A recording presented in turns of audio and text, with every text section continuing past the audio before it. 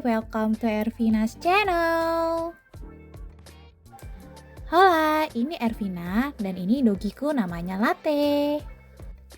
Apa aja ya hal-hal yang harus dipertimbangkan sebelum kita mau punya dogi? Yang pertama, tentunya adalah uang atau biaya ya. Jadi untuk Latte sendiri yang merupakan anjing kecil yang beratnya tuh cuma 4 kg, butuh biaya makan sama grooming sebesar 500.000 per bulannya. Plus kalau sakit nih, cukup lumayan ya. Misalnya kemarin sempat patah ekornya. Jadi dia butuh biaya dokter, obat, sama ronsen.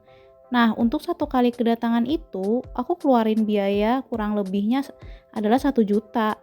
Dan nanti butuh check up lagi juga ya. Untuk biayanya apa aja sih, apalagi ketika kita baru punya anjing, nanti aku akan spill ya di video berikutnya. Yang kedua adalah tempat tinggal. Pastikan dogi kalian bisa berada dan tidur di dalam rumah ya. Kenapa? Karena dogi juga bisa pilek karena kedinginan loh.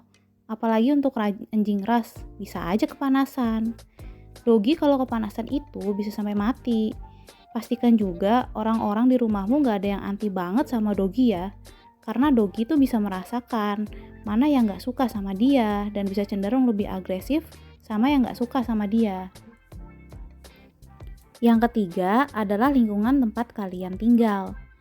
Dogi itu beda sama kucing, mereka butuh diajak jalan-jalan supaya bisa habisin energi mereka. Nah, kalau lingkungan tempat tinggal kalian gak ramah sama dogi, sebaiknya jangan pelihara dogi ya. Kenapa? Jangan sampai kalian nanti menelantarkan dogi kalian. Karena misalnya ada tetangga yang gak suka nih sama suaranya. Namanya hewan, apalagi dogi, pasti cenderungnya tuh cukup berisik ya. Kalau Latte nih, tiap ada yang lewat depan rumah, pasti deh digonggongin sama dia. Cuma ya emang sih lingkungan rumahku tuh ramah banget sama dogi, jadi tetangga nggak masalah. Yang keempat adalah komitmen. Pertama, kalian harus punya waktu untuk ajarin kebutuhan dasar untuk dogi kalian.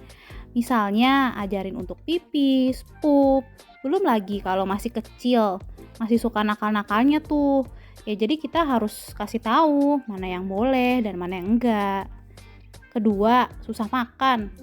Jadi ada dogi-dogi tertentu yang emang terkenal banget susah makan. Contohnya tuh poodle. Nah, Latte sendiri ini kan poodle, jadi susah banget makannya. Jadi harus dibujuk-bujuk dulu, bahkan sampai disuapin. Bisa dari ras atau memang sifat dari doginya juga sih. Ketiga, kalau anjing kalian sakit, harus ada yang bisa urus dia ya. Apalagi kalau mau minumin obat, harus dibujuk-bujuk banget tuh. Kayak Latte nih, pas ekornya patah, aku harus perban, minimal banget sehari sekali deh. Karena dia kan banyak gerak, jadi copot tuh perbannya. Nah, perbanin dia itu gak gampang karena suka kabur-kaburan.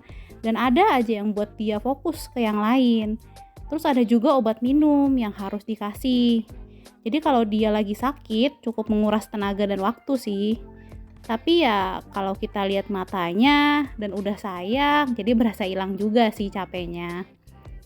Nah, yang keempat, pastikan dogi kalian rutin untuk vaksin ya. Apalagi untuk dogi yang masih kecil. Vaksin itu penting banget. Selain untuk menjaga dogi dari penyakit, vaksin juga menjaga ownernya dari penyakit dogi yang bisa menular ke kita. Jadi harus kita perhatikan benar-benar ya jadwal vaksinnya. Kelima, bepergian. Kita kan tahu sendiri ya bahwa di Indonesia ini gak banyak tempat-tempat yang bisa bawa dogi. Nah, kalian harus tahu nih kalau kalian harus pergi berhari-hari, dogi kalian harus dititipkan kemana. Aku pribadi gak saranin kalian untuk bergantung sama alat-alat yang otomatis ya. Soalnya pada kenyataannya bisa aja dogi kalian pipis atau pup sembarangan. Atau yang parahnya lagi, dogi kalian ketakutan dan sakit tiba-tiba. Jadi dulu Latte pernah aku tinggal 2 hari karena kepikirannya ada alat makan otomatis dan minumnya cukup. Nah gak taunya pas aku pulang dia nangis-nangis ketakutan gitu. Jadi semenjak itu aku gak pernah tinggalin Latte lagi sendiri di rumah. Jadi alat otomatis memang membantu, tapi ya paling kalau ditinggal seharian aja. Jadi makannya lebih teratur jamnya, gak asal dia lapar langsung makan. Nah, biasanya aku titipin ke orang tuaku atau aku titipin ke dok hotel. Jadi kalian harus pastiin kalian punya biaya untuk penitipan juga ya. Jadi kalian bisa liburan keluarga, tapi dogi kalian juga aman.